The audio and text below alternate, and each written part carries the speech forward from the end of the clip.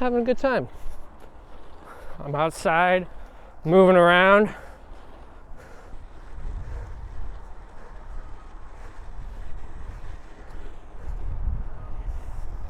You know, the best way to break this all down without doing any work, what you do is make sure you have some good winter gear on, zip up your pockets.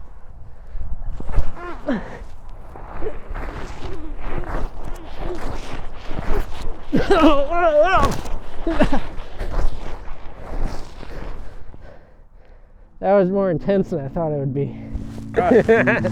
Okay, we have prairie sedge, butterfly weed, horlid milkweed, if I pronounce that right, heritage pea, lance leaf, coreopsis.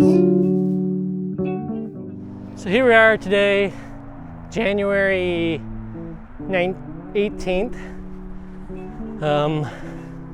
It's been a cold week. Yesterday, I was hoping, well, it got up to 40 and sunny, and I was hoping that the snow would be melted for today. And then today's the last nice day before it gets real cold again. But the snow did not melt all the way, and in fact, there's an ice sheet on the top. So when we first tested out throwing the seed, it blew away.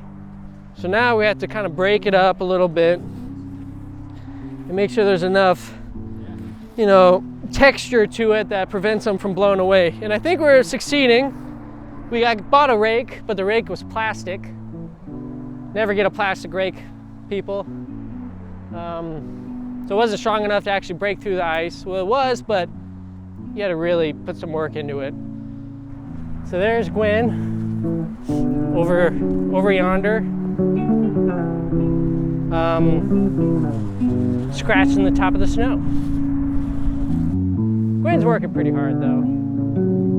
She just doesn't have the little layer of blubber I have. And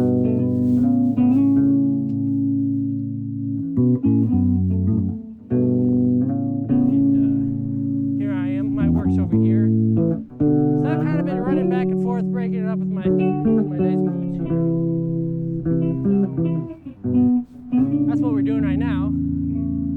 So here is a retention basin. The retention basin is a dry basin, so it doesn't hold water because it's got really nice drainage because it's sand base, which is not good for grass, you know, your basic sod, which is what we planted here about a year and a half ago. Yeah, this is a commercial site that was originally wooded. It was torn down, which is very sad, but it happens, and this is kind of a little thing I'm doing to not make up for it, but to kind of make it a little less worse than it is.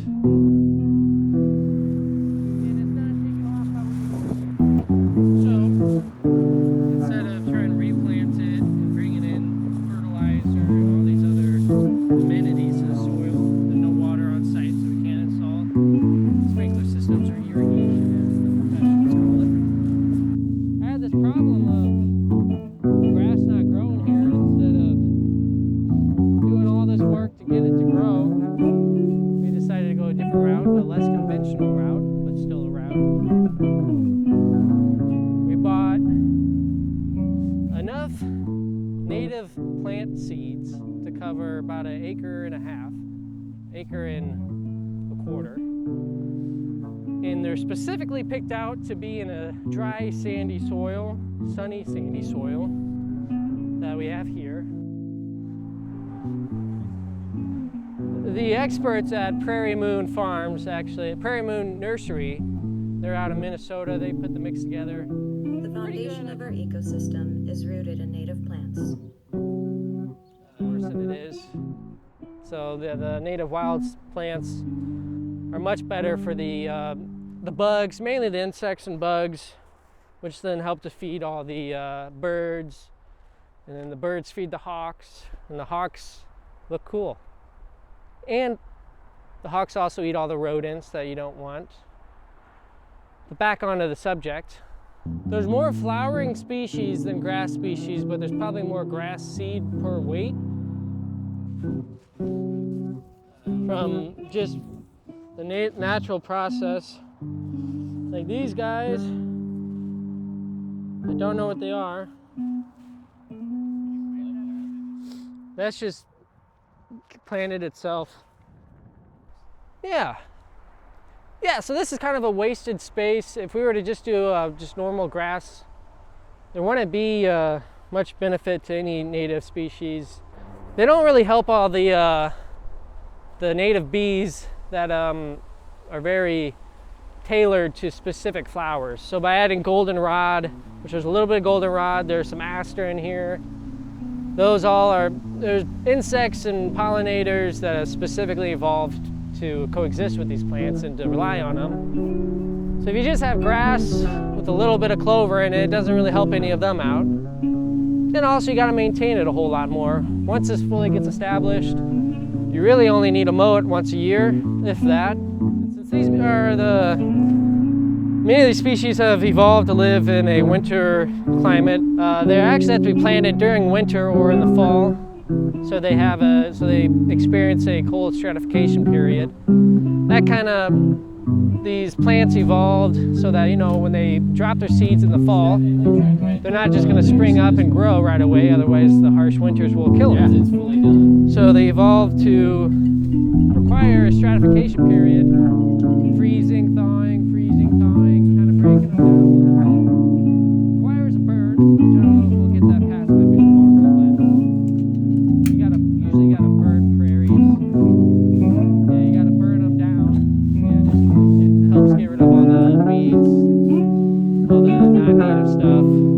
I wouldn't say requires it, but it does help it move along properly. You know, you gotta be pretty specialized to be able to burn something like this and get it certified, and I have no idea any of that.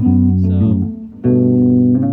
we're not gonna burn here. Prairie sedge, butterfly weed, corlid milkweed, if I pronounce that right, heritage pea, lance leaf, coreopsis, rattlebox, white prairie clover, purple prairie clover, pale purple coneflower, flowering spurge, western sunflower, showy sunflower, button blazing star, sundial lupin, spotted bee balm, sand evening primrose, upland white goldenrod. It's popular with the pollinators. And based on our SWPPP, our stormwater pollution prevention plan, created by our engineers, I think this follows it enough. So right now what we're trying to do is, there's a little bit of rain last night and it froze the top layer of the snow. So we gotta break it up a little bit.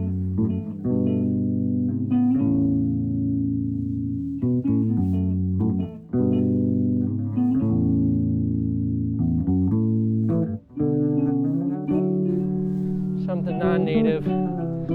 The insects actually can't digest the leaves because there's chemicals in the leaves.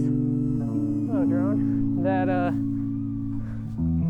chemicals in the leaves that the native species can't actually consume.